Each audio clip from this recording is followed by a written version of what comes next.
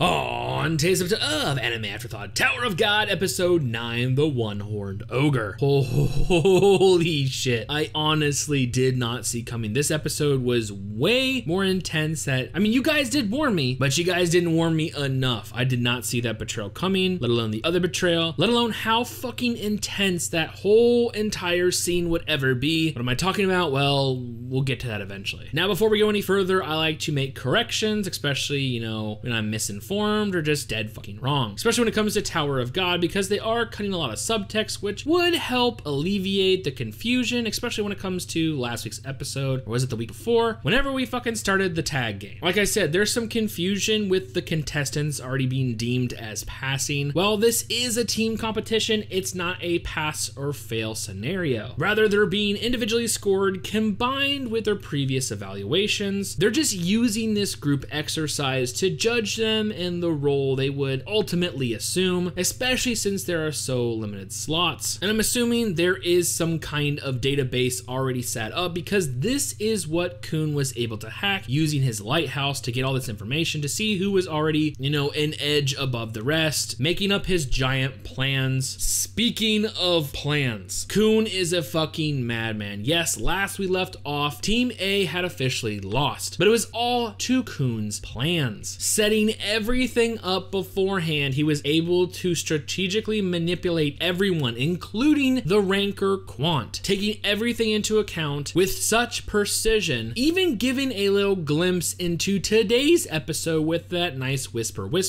or at least we're led to assume, because like I said, compared to the webtoon, this shit is cutting some subtext and even context out. Rounding out that episode, we see it's up to Team B, now taking on a more pissed off Quant, you know, since he just got mentally mind-fucked, ending out last week's episode with Indrosi enacting a plan of betrayal. And this is where we pick up today's episode. Her goal is simple. She is betraying all the other fishermen in the group, taking out the competition, ensuring certain individuals, including herself, will pass. This beginning interaction is very foretelling. We get to see, you know, a glimpse into her past. It's quite fucking terrifying. Yes, we see her slay her entire adoptive family, or at least, you know, her siblings. Now, we've seen this interesting concept before where, you know, in Tower of God's case, it's a family recruiting / adopting young women, obviously of high prowess, strength, speed, Shinsu manipulation, to try to, you know, achieve the title of princess, thus bolster up, you know, their family reputation. Well, we've seen it in other anime too. We got, you know, Big Mom from One Piece out there just slanging that puss, wrecking every dude she sees, popping out, you know, high caliber offspring to eventually, you know, take over the entire fucking world. I mean, we also kind of see it in, you know, quirk marriages in My Hero Academia. I mean, I guess it's a tried and true, you know, concept. Well, until Indrosi comes along and decides to kill her siblings to go from stale bread to steak. Now, I understand wanting to upgrade your appetite, but killing your siblings, and we're not talking about siblings. We're talking about,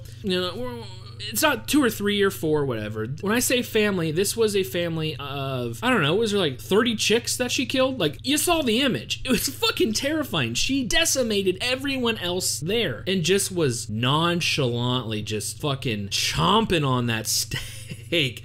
Oh my God, what the fuck? You know, it just goes to show you I'm still underestimating how cruel the Tower, how cruel the series can be. When we get, you know, hashtag best girl, as some of you are claiming, literally massacring her entire adopted family. Oh, but this isn't even the main doom and gloom of today's episode. This is just but a footnote in an epilogue. Now, I'd be remiss in my duties as, oh God, I'm gonna try to say this without vomiting, professional YouTube video maker if I didn't point out the hilariously ironic fact that the Zoro lookalike is a light bearer. Zoro, who is perpetually lost, his doppelganger in this series is in a position whose purpose is to guide others. If that's not deliberate, holy shit, what a coincidence. But back to the Indrosi drama. Yes, her intentions are made abundantly clear. Betrayal is the name name of the game, and she is holding the entire deck. Well, suffice it to say, except a certain trump card. Yes, these fishermen are not going down without a fight. One, in fact, is holding an ignition weapon, which gives us a pretty big piece of information. It shows that it's not just the 13-month series that can ignite. There are other weapons that can, but it makes me wonder, does this one also have a soul type person living in it, or is that just the 13-month series? Like I said, it's a pretty big piece of information as we see this fisherman go on the offensive and try to deal a devastating ignition attack, much to everyone's surprise except mine, because I'm rooting for his heroic actions, is Bomb. Bomb is taking a large majority of this full-on ignition attack, but of course Androsi is not swayed in any regards whatsoever. Okay, so without further ado, I'm assuming maybe this is the betrayal you guys were commenting at in last week's episode that I definitely would not see coming. Hell, when it comes to Tower of God, I'm definitely not big brain at all. I'm not seeing a lot of this shit coming. Like I said, it's probably because a lot of the context and subtext is cut out in making these connections. Playing mental gymnastics is a little bit harder when you're missing, you know, certain bits and pieces of information. But yeah, I'll completely fucking admit, Ho taking Rachel, you know, fucking hostage at knife point, I did not see that coming. I knew he was up to something, but I definitely did not see that coming. Which, by the way, makes that mysterious letter that seems to have sparked this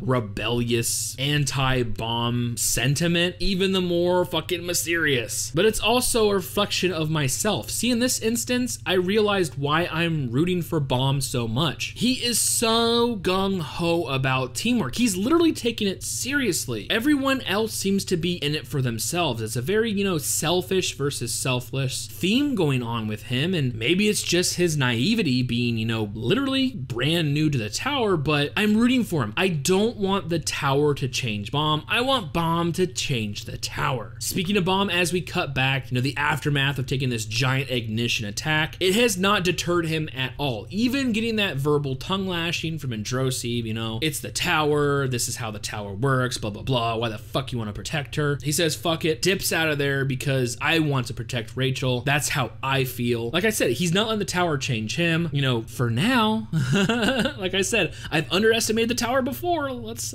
hope he can stifle through this without too many scars, both physically and emotionally, because this thing, oh god, today's episode, it scarred me deep. But of course, him leaving is super bad news for the other fishermen. I'm like, dude, you're leaving the already completely beat and broken fisherman with Androsi, who's made it abundantly clear that she plans on taking him out.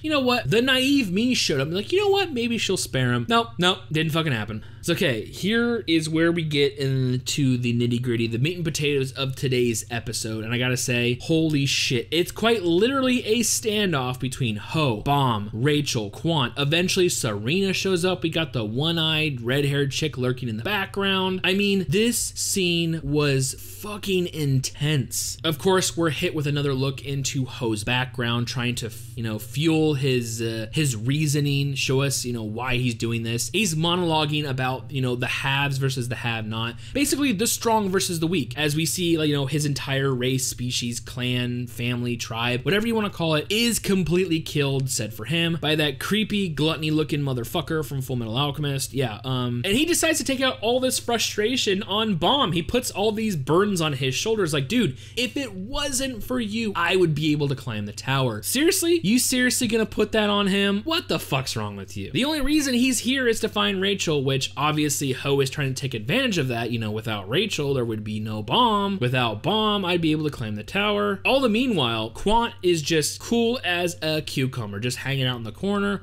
watching this shit go down. Well, up to a certain point, yeah, Bomb is instructed to attack Quant, which is completely fucking ironic. Ho demanding, you know, Bomb to attack actually initiated something that literally leveled him up. Quant going on the offensive and attacking Bomb using a quote-unquote high-level, high-caliber ranker attack gives Bomb a new tool in his arsenal, as he is literally quite able to do it in the next scene. Like, Quant's like, releases it and goes, oh yeah, why don't you try using that on your buddy over there? Like, this ability to inject Shinsu, basically, you know, incapacitating the opponent. Bomb is instantly able to fucking pull it off, which actually shocks Quant. Like, oh shit, he was actually able to do it? Like, but to me, I'm like, why are you so surprised? You told him to do it? Were you not expecting it? Like, were you just expecting, like, Ho to slice the, I don't know what you were expecting, but yeah. But of course, you know, he might have this ability, but he definitely does not have Quant's speed, which was completely vital, as we see before he is able to initiate this Shinsu ejection high caliber rancor ability and incapacitate Ho. Ho's able to get off, you know, a knife stab, which gravely injures Rachel. I mean, she's gushing fucking blood. This also gives us a very interesting scene. All this shit going on with Rachel, there has been another character acting very, very mysteriously. The most mysterious characters to me in regards to, you know, just how creepy and just, it's the Berserker dude, okay? AKA Rat calls him the Silent Man. He's up in the, what was it, observation deck, the council room, whatever you want to call it. When all this shit's going on, he's acting very mysteriously. So you know something is more than meets the eye when it comes to this motherfucker, but we just don't know yet. We do get another glimpse later on in the episode where he quite literally disappears, like Rack's trying to like search under the couch cushions for him and shit. Like something's up with this motherfucker, and hopefully we find out in season 1, because I don't want to wait that much longer.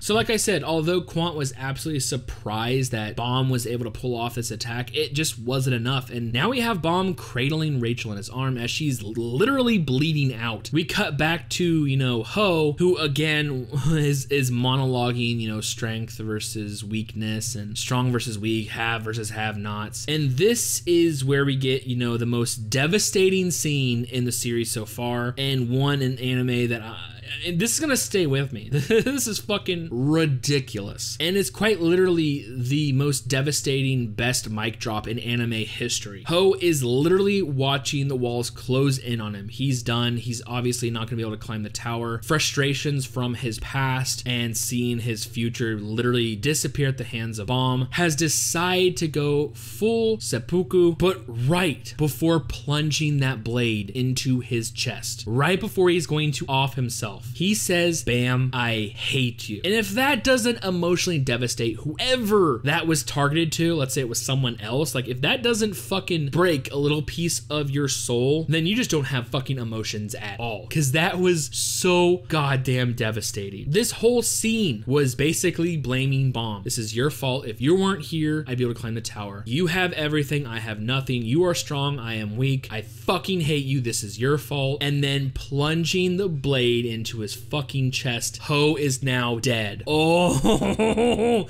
seriously, guys, what the fuck just happened? And it's just, oh god, Serena just like sitting beside his body. She's obviously more devastated than the others because she was part of that 3-man team, you know, her, Ho, Laro. But it's almost like it's just an everyday thing. There's no tears, there's no nothing. Yeah, it seems she's upset, but it's like, hey man, this world isn't fair. That's the tower. Like, oh my god. And it's just another reason why this tower's fucking devastating. But just like clockwork, Androsi shows up out of nowhere sporting a new fucking sword. Yeah, this is where I assume she took out the other fisherman because she has the ignition weapon now and she plans on taking Quant for herself. But she does give us another monologue why she was actually taking them out in the first place, while her betrayal was more aligned with not so treachery, but more or less like Khun. Khun wanted his friends, his teammates to go up the tower with him. Androsi has a certain individual she wants to pass herself, and of course it cuts back to a knock. So obviously those two have formed somewhat of a bond, or maybe it's she just sees her potential power as another tool. I don't know people's intents. It's very hard to guess in this series. Like, are they actual friends?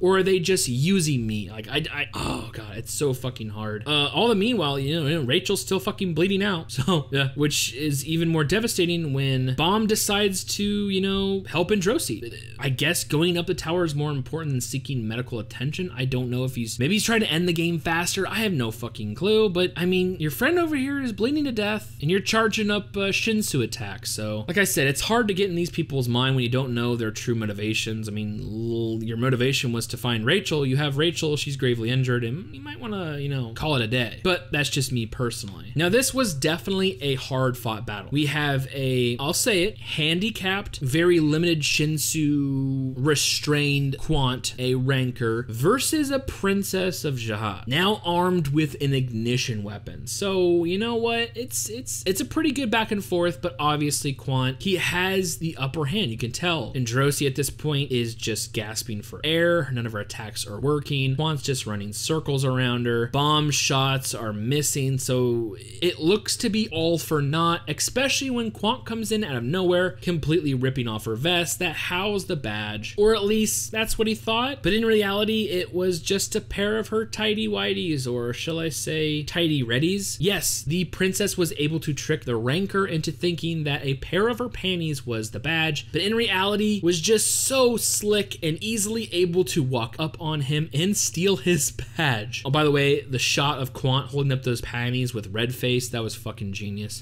Loved it. That's it. Game's over there. Good Team B was able to win, but of course, you know, not everyone made it out alive. Ending out today's episode, we see Ho and Rachel being taken to whatever medical ward or whatever, you know, doctors they have on staff in the fucking tower. I don't know their hospital situation, but yeah, Team A is completely shocked, you know, except Kun. Wow.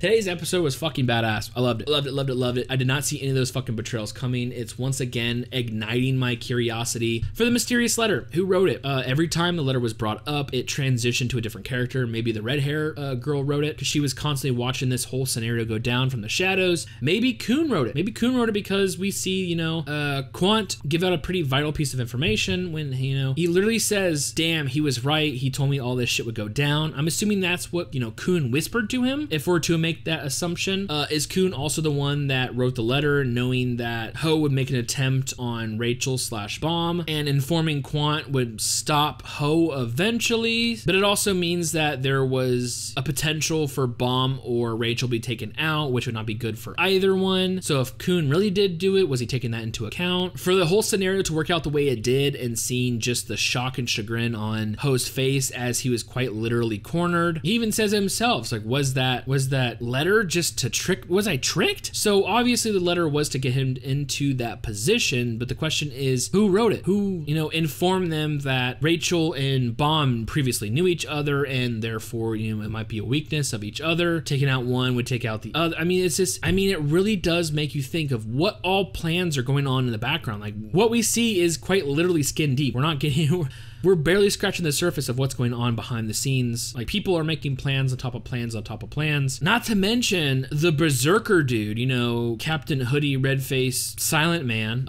What is his connection with Rachel? Why did he disappear? Why was he acting all weird? You could tell that he has some kind of connection, but what exactly is it? And of course, my overall, you know, what I wanted in today's episode, well, to be completely honest, I am a fan of heroic shonens. And usually in this type of series, before, you know, death was such an inevitable everything, you know, I come from an era where you can literally wish people back to life with 7 starred balls. I wanted Bomb to do something incredible. I wanted him to get so enraged or so frustrated or so sad, whatever, that Shinsu once again would explode from his body, thus healing everyone in sight, blah, blah, blah. But of course, like I said, I'm underestimating how cruel the tower truly is. I just don't know. I'm not ready for what's to come, because I have a feeling it's only gonna get more intense the further we go down this fucking rabbit hole or go up this tower. But I think that's why I'm so interested in this series. Like, I don't know what to expect. With other, you know, shonen tropes, it's almost a given that the hero will win, the villain will lose, or maybe change their wicked ways. Seeing how this is from a different perspective, maybe that's why